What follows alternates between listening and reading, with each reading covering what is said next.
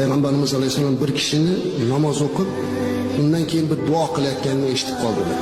Bir odam namoz o'qibdi-da, namozdan keyin quyidagi duoni qilyapti ekan haligi odam sahoba.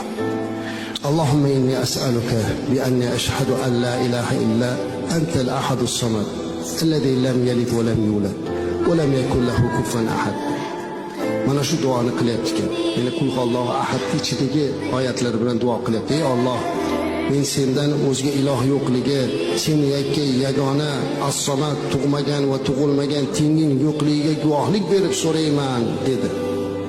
Shunda eshitib Payg'ambarimiz alayhisalom qarab aytdilarki, vallazi nafsi biyadihi, jonim qo'lida bo'lgan zotga Allohga qasam ichib aytamanki, dar haqiqat ismi azam bilan so'radi, u bilan so'rasa beriladi, duo qilinsa ijobat qilinadi dedilar.